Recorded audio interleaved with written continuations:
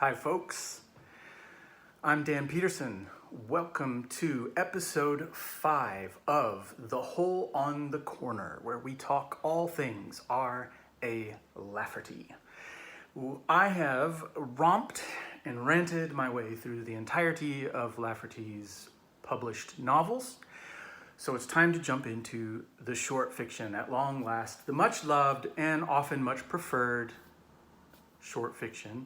I think that preference is questionable. I love both the short and long Lafferty. And we are going to look at the collected fiction, the collections of fiction, old and new, from Lafferty.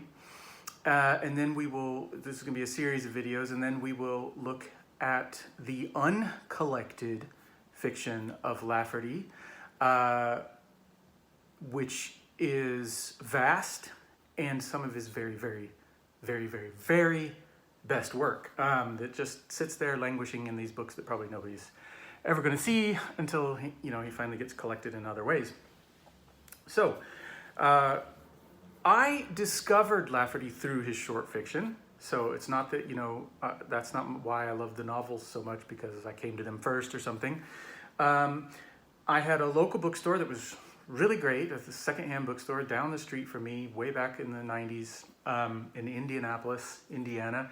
And they had this really good vintage science fiction section. I was just kind of in my early to mid 20s getting into science fiction. I'd loved it since I was a child, but mostly movies and things. And I'd tried to read science fiction several times as a sort of tween and teen, and it kind of overwhelmed me with the big ideas and things. Some Arthur Clarke and even C.S. Lewis's science fiction trilogy and things were just like too much for me.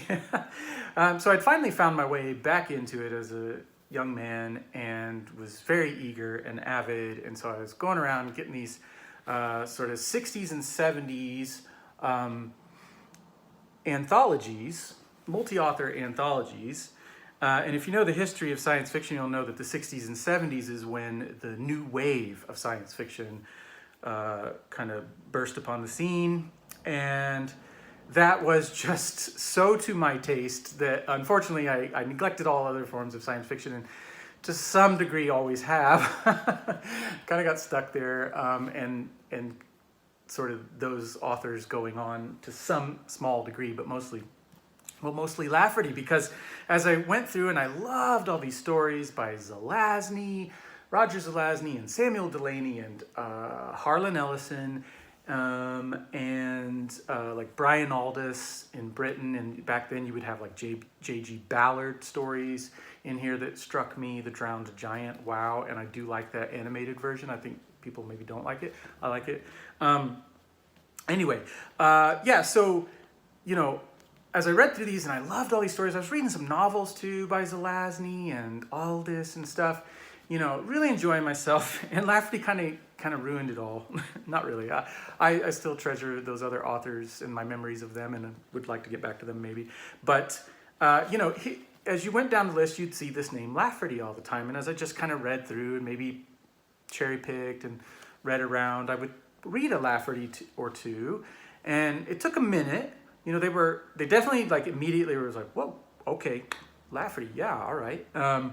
But within 2, 3, 4 stories, I was like, wait, I'm getting something from this Lafferty guy I'm not getting from anyone else. So I became obsessed with Lafferty, and all I would do is walk to the bookstore, pull an individual anthology off the shelf, look at the table of contents.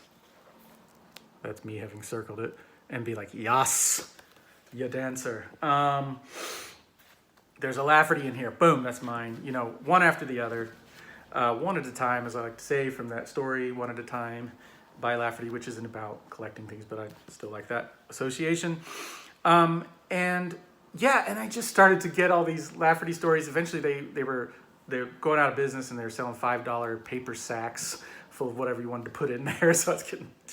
And I've realized, as I've gotten a lot of these things together, I have about 80 individual 60s and 70s and 80s anthologies and magazines, all with a Lafferty story in them, and that was the sole purpose. Sole purpose why I bought them. And sometimes there's obviously other great fiction in there too.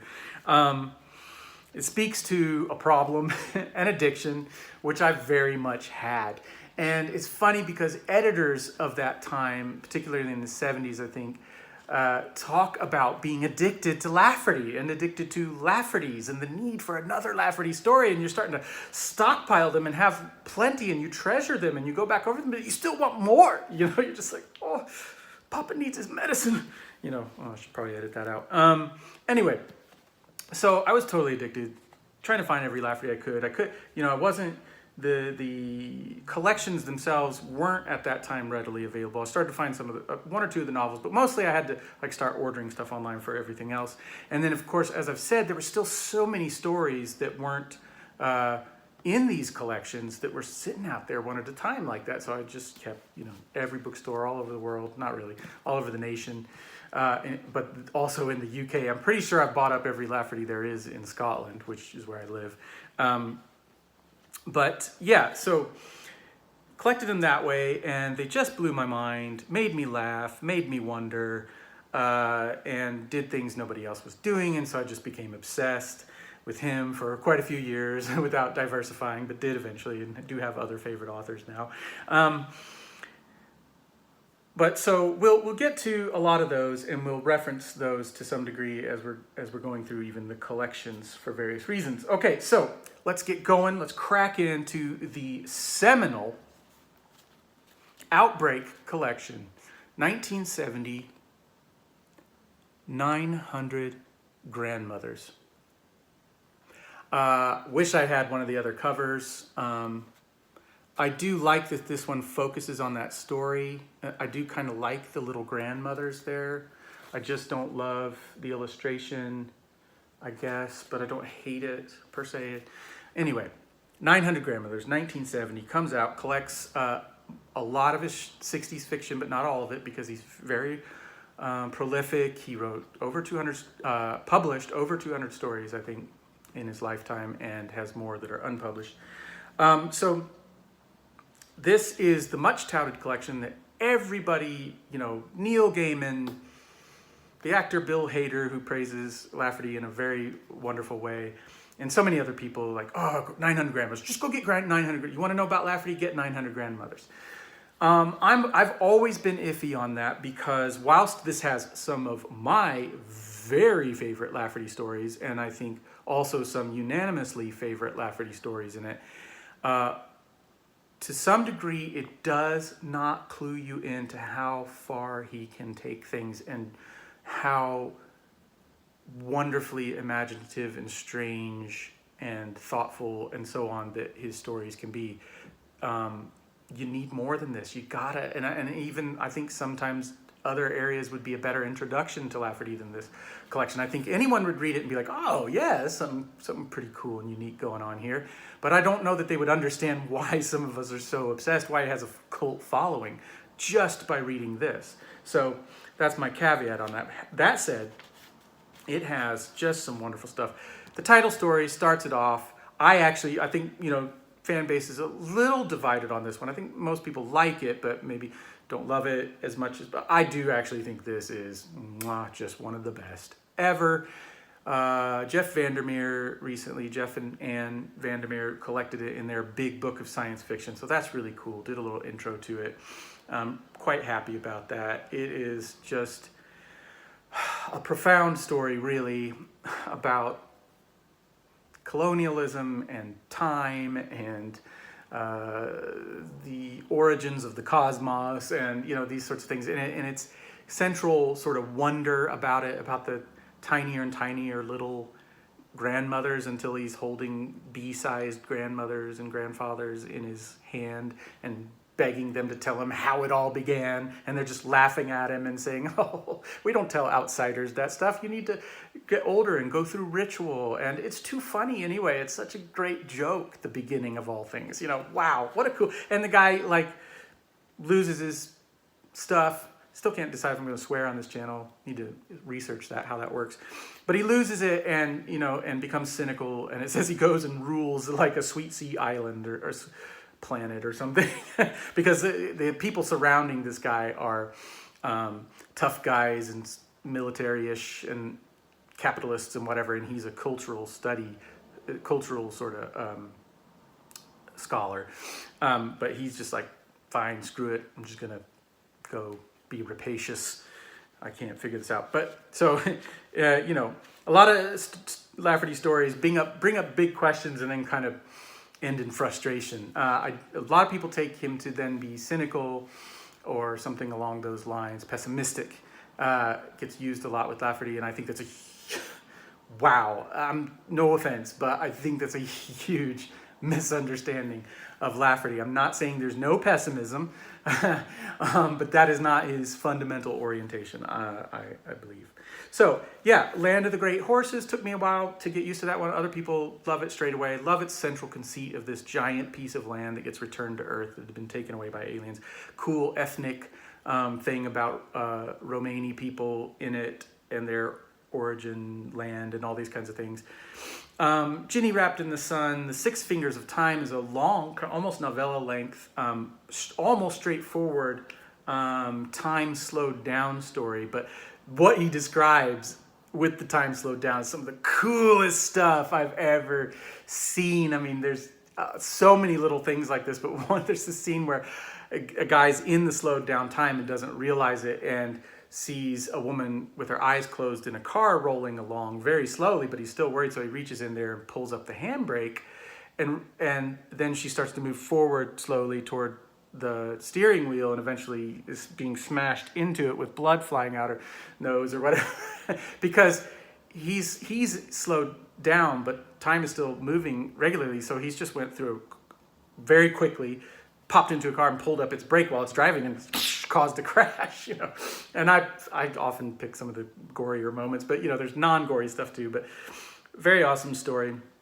Frog on the Mountain, good planetary story that does a lot of stuff, says a lot of stuff. All the People is, yeah, it's a cool story. Primary Education, the Cameroy, key story for Lafferty. Slow Tuesday Night, much celebrated story that people say predicts internet speed. It's just a cool fast time story. Snuffles, one of my all-time favorite Lafferty stories that was not collected in the new Best of R.A. Lafferty, and sorry, appreciate what you guys were trying to do, but I'm going to have a hard time ever forgiving you for that.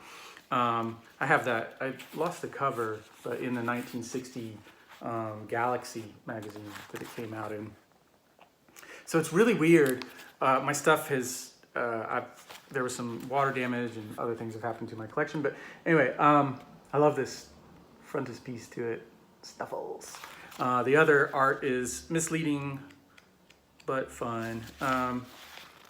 Snuffles is about that size, and he is like a bear. He's called a pseudo-ursine, which I think artists forget, and he's even said to have slightly pig-like qualities in his features, as well as being like a bear.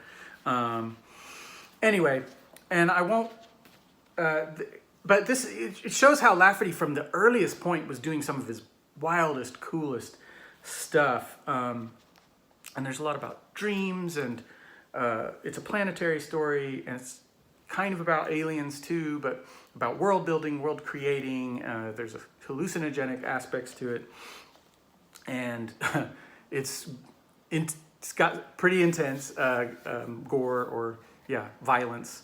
And I don't want to give away how it turns out. You kind of see it coming, but you don't know for sure, so you're kind of waiting to see if it'll work out, see how it pans out. But yeah, Snuffles. So, you know, for that story alone, I do recommend 900 Grandmothers. If that doesn't grab you, maybe you don't, you know, I don't know. Some fans aren't as big into it. But yeah, Thus We Frustrate Charlemagne, an important time travel story. Name of the Snake, cool planetary story. Narrow Valley, an incredible piece of Americana, post-colonial, critical of Euro-settler colonialism, and from the perspective of a, oh, I should know this. Oh my God, I can't believe I'm blanking on the man's nation. anyway, he's a Native American man who's got an allotment from the government, which is a thing that happened historically, and people are still trying to settle on it, and he's done this wonderful magic thing, but it very much undercuts the magical Indian thing if you read the story, to make his valley that he owns look really narrow to anybody who's coming to try to homestead it or whatever. And this is interesting because Lafferty came from homesteaders. He is, does it not say right in the beginning? Oh, Pawnee, yes. He's a Pawnee man. And it's very funny, and it's cool in its like topological folding type thing, and the way that plays out, super cool, satirizes scientific explanations of things in some ways, and says bigger things about dimensionality and so on. So absolute classic story. I think could be collected in like Norton's Anthology of American Fiction or something like that. I really think it's of that level. It's really got a lot packed in when you go and kind of analyze it. But it's collected in this, the American Fantasy Tradition book that I discovered at some point, but edited by Brian Thompson.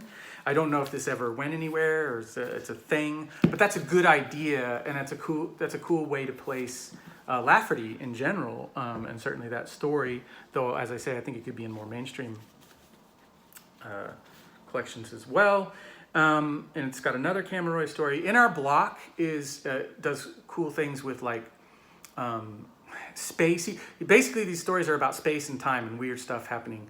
Not like space-time, galactic, whatever, but like everyday space and time. And this is kind of one of those stories. Not always. I do love it. It's not one of my favorites, but it's one of Neil Gaiman's very favorite fantasy stories. And it was in a collection with an introduction by him at one point of people's favorite fantasy stories. And it does a cool thing with how the characters are Native American. I think they're Shawnee in this case, and that's not revealed until the very end. So we've got Hogbelly Honey, which is a really cool. He likes con men and stuff. He does a lot of stuff about con men, but it's another thing that works with space and objects and things.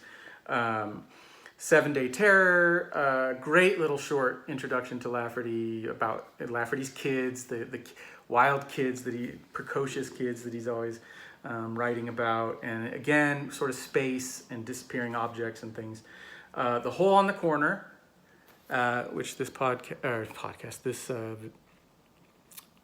what is this? This YouTube series is based on. The title is based on, which, as I've said before, is a sort of multiverse story, and a very good one, a very funny one, very only as Lafferty would do it, where a man comes home and he's come home to a different iteration of his wife and kids, and they go through various ones where he's sort of monstrous, and then where she's monstrous, and there's tentacles, and she's like a giant spider or something in the end eating him. And he keeps talking about like when he's like grabbing her and she's grabbing him. It's like, oh, you've never kissed me like this before and stuff. And it's just, what a cool story. Again, not collected in the very best of R.A. Lafferty. Come on, guys. Come on. What were we up to there, man? You made sure to get Slow Tuesday Night and Thus We Frustrate Charlemagne, which, frankly, compared to Snuffles and The Hole on the Corner, are not as like, and just don't, I'll talk about that collection eventually. Okay. What's the name of that town? People love that story. I do like it. I probably think I'll like it more when I look at it again through other eyes. Cool story. There's some the Institute for Impure Science is a series of stories with a cast of recurring characters that Lafferty did a lot of, that attaches to the novel Arrive at Easterwine, and you've got several of those in here. Some classics. Through Other Eyes is one of them. One at a Time, one of his sort of like a very rough house tall tale sort of story about a guy. It starts with him like eating vast amounts of food in a local like tavern or something, like 20 hot dogs, 10 steaks, 6 milkshakes, and just on and on. That kind of funny stuff. And then Guesting Time, which I don't know how much people really care for that one. It's social point of view. Who knows? I don't know. I'm not totally sure. But I love the imagery of like there being so many people on the planet that they're all stacked up. They're sitting on each other in the park and in beds and homes and stuff. So it's a great collection. It is very good. Now, here's my suggestion. I do think this one should be preserved for posterity. I think some of his collections can just be left by the wayside, and we need to just recollect him in new ways. But some of them, I think, yeah, could stand just as for posterity, and I do think this is one of them. However, when it comes out in Library of America or Penguin or whatever it may be, I really think it's already a pretty big collection, but I think it could be padded out just that little more with a few more stories from the 60s, and if we want to cheat a little bit, 1970, which is when it came out. And one story in here, Frog on the Mountain, is a 1970 story. It came out with this. So it'd be cheat eating a little bit because I think the story I'm thinking of comes out later in this year. But yeah, why not do that? But so the stories I suggest to go in there are a story called The Man Who Never Was. I've got it in this World's Best Science Fiction 1968 by Wollheim and Carr, which also collects Lafferty's much more famous Thus We Frustrate Charlemagne. And I do think The Man Who Never Was is maybe a slightly minor tale from Lafferty, though, and I think there's some slightly minor tales in a way already in 900 Grandmothers. But it does a really, really cool thing, and I think it fits really well with the vibe of 900 Grandmothers, and it's got like a space disappearing type thing that some of the stories do, but about a person, and it's much more sinister and a bit like gobsmacking, and you're like, what happened there? You know, I think that it's 1967, so that could be included in 900 Grandmothers. And I would like to cheat and put in a story called, I forgot, I can't find it, I think it's collected in Brian Aldiss's collection Galactic Empires, a story called Been a Long, Long Time that is super funny, especially the last line, and everybody loves that last line. I can even say it and it won't give anything away. I think it's, damn it, the G is sticked. And when you read it, you will laugh. I think that's the only report I've ever heard from it. It's an odd piece of humor, and oddly delivered, but it really works. But it hits. It's one of those stories by Lafferty that hits so many of his notes all at once, all in one story, in a brilliant way. So funny, but also cosmic. It gives a sense of like ultra cosmic scope, and that's why Aldous put it in as the starter of his Galactic Empires collection about sort of intergalactic stuff, just because it sets that scope well. But the central character is an angel who's tasked with getting monkeys to randomly type out Shakespeare's work if they keep at it long enough, which is a thought experiment somebody had once, and it takes like many cosmoses to make that happen. It's just great. I would love, and it just feels like 900 Grandmothers. It feels like these stories. And I just think it would round it out. You put that, The Man Who Never Was. I want to go on. McGonagall's Worm from 1960 is a really fun story. Now that one, I'll yield on that. You don't have to put that one in there. I think it goes. It's a little minor, but not really. It's a really cool sort of kind of, yeah, anyway. But he has some real fun with like using zoological terminology in it and stuff. And I just think it's a cool story. Don't have to have that one. Among my as I said, I've had some water damage issues, and some of my books suffered. But Among the Hairy Earthmen, also collected by Aldous, which I do think gets collected somewhere else later, but I still think a few things that are collected elsewhere, which Been a Long, Long Time is as well, could be put in here, and that would be okay in the scheme of things. But Among the Hairy Earthmen, I like Lafferty's. I think Lafferty had two different titles for that, way better, and I'd love to see those restored. And an editor gave it this name, a magazine editor, and I think it just fit with a lot of science fiction at the time, and it kind of fits the story. But Lafferty's titles were A Pride of Lions, which once you read it is really cool, or The Long Afternoon. I think that he had both of those titles for it. And it's another one of his children's stories, his precocious, havoc-wreaking children. Almost like if you take like Reefs of Earth as like one of his iterations of precocious wild children wreaking havoc. It does that same kind of thing in the exact opposite register, which is cool to see him do that range. You've got, like in Reefs of Earth, like a bioregional country kids sort of like romp, and in this you have these like almost aristocratic kids from another planet, and their playground is human history from this period to that period, like hundreds of years. And I had to warm to this story, and I'm still warming to it. But it is good, and it's beloved of people. And I think that one could fit in there, although that one doesn't have to be.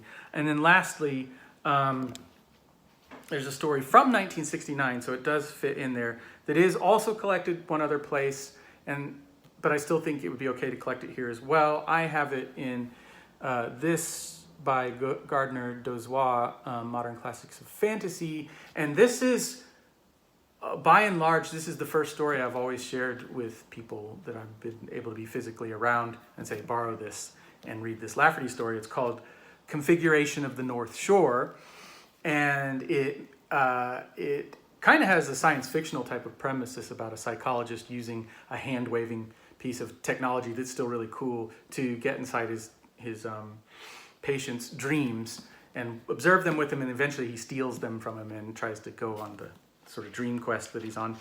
And it has these dream sequences that are just to die for. They're tripartite dreams. They start with an opening like spooky island sort of setting that then shifts into more of an Oklahoma or southwestern bioregional micro tall tale on, I was going to say on crack, more like on shrooms that are just gorgeous. And then goes into the main dream, which is like this quest for this mysterious North Shore, that it does have an earthly location in his dreams. It's the South Sea Islands, where Lafferty himself and this character served in World War II. And it's, you know, it's got big scope and big ideas, and it is poignant about life and loss and things in a way. And it's cool, man. And it ends by addressing the reader. It's the psychologist who has now died back on the couch or whatever, pursuing this dream, because the North Shore like basically takes you to like eternity. And he's gotten there, and there's this sign that it says, which none may read and return. And the words on it, and the words, and the words. Let go. You're holding on. You're afraid. Read it and take it. It is not blank. It's carved, clear and bright. Read it and enter. You're afraid. That's how it ends. You're afraid. You know, and that's that kind of thing I've talked about before, where Lafferty, you know, calls his readers and implicates them in co-creating the world together and the co-telling the story. And they often end that way, addressing the reader, which is also from Tall Tale, the raconteur addressing the audience. And, you know, when they really hit, whether it's your time of life is ready to catch it or his artistry just brings it home, or both, you know, they can really hit and make you kind of feel like, what am I going to do with this? You know, anyway, put that one in there. Put that one in there alone, maybe, but certainly that one and The Man Who Never Was. And then preferably also McGonagall's Worm, Among the Hairy Earthmen, and Been a Long, Long Time. Oh my God. Okay, you put those suckers in 900 Grandmothers, all right? You've got a collection I will recommend to anyone, anytime, anywhere, and say, welcome to the world of R.A. Lafferty. You'll never be the same, okay? But it needs that. So for me, just for fun, I'm going to rate these. Blah, blah, blah. I'm going to do 5, you know. All right, I'm going to call this a 4.5 out of 5. And if it had those other stories, it'd be a dead 5. Most people would call it a 5 out of 5, and that's absolutely fine. So I think to keep these short-ish, I'm going to stop there and pick up with further collections, which we will go through a little faster. I wanted to spend some time on 900 Grandmothers because it's the seminal collection and the one most cited and these sorts of things. So I look forward to going through some more of these with you. Tell me what you think of 900 Grandmothers and the stories in it. Which ones are your favorite? My very favorite, of course, is Snuffles, and my honorable mentions would be The Six Fingers of Time. Don't know what you'll think about that. Narrow Valley, 7 Day Terror, The Hole on the Corner. And I've left out some ones that people are gonna be like, you know, I didn't say Thus We Frustrate Charlemagne, for example. Right. So let's get into some more short stories soon. Thanks for tuning in, guys. Take care.